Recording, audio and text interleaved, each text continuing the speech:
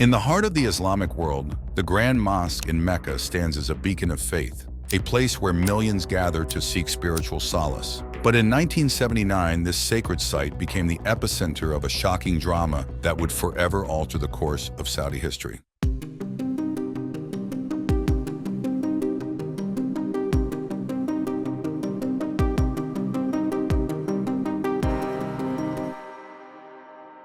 Our story begins with Juhayman al-Otaybi, a charismatic preacher whose fiery rhetoric and conservative views had earned him a devoted following. Born into a prominent Saudi family, al-Otaybi was no stranger to the corridors of power. Yet he harbored a deep resentment towards the ruling house of Saud, believing they had strayed from the true path of Islam. As al-Otaybi's movement grew, so too did his ambitions. He found a kindred spirit in Mohammed al-Qahtani, a young man whose resemblance to the prophesied Mahdi, the Redeemer of Islam, seemed to al-Otaybi a sign of divine providence. The Mahdi is a messianic figure in Islamic eschatology, a descendant of the Prophet Muhammad, who is believed to appear in the end times to rid the world of evil and injustice.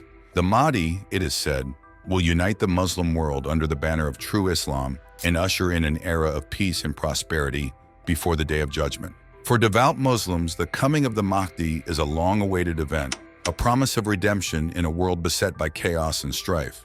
It is a belief that has inspired countless movements throughout Islamic history, each claiming to have found the one true Mahdi. In al-Qahtani, al-Otaybi believed he had found the fulfillment of this prophecy. In the young man's visage, he saw the face of the Mahdi, the savior who would purify Islam and restore it to its rightful place as the world's dominant faith.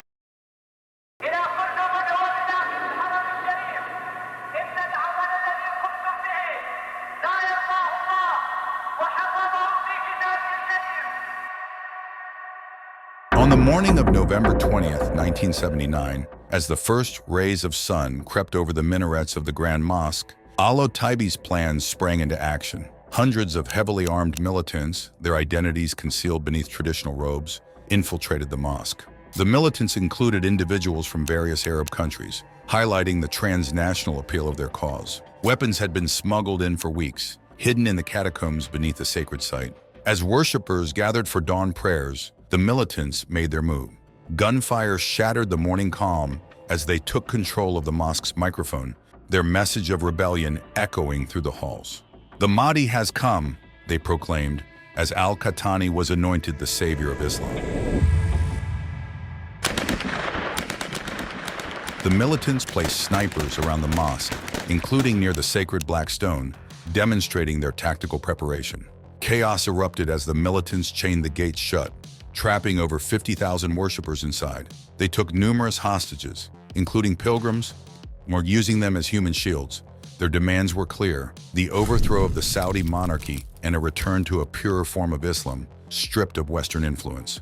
They pointed to the writings of Sayyid Qutb, the Egyptian Islamist thinker, as their ideological lodestar. The militants used pamphlets to spread their message during the siege, engaging in a propaganda campaign to win hearts and minds. For the Saudi authorities, the situation was a nightmare made real. The Grand Mosque was not merely a place of worship, but the very heart of the Islamic faith. Any violence within its walls was strictly forbidden, and the thought of bloodshed in this holiest of sites was unthinkable. The sacred status of the mosque complicated military responses, as any damage to the holy site would be met with outrage across the Muslim world. As the world watched in horror, Saudi Arabia found itself in a precarious position. A military assault risked inflaming Muslim sentiment worldwide, but allowing the siege to continue was equally untenable. In a desperate bid to end the crisis, they turned to an unlikely ally: France. French commandos, battle-hardened from their experiences in Algeria, were secretly dispatched to Mecca. Their mission was to train Saudi forces in the art of urban warfare and to devise a plan to retake the mosque with minimal loss of life. As the days stretched into weeks, the tension mounted. The militants, their resolve hardened by their training in remote desert camps, showed no signs of surrender. Some militants tried to escape disguised as pilgrims, adding to the chaos and confusion.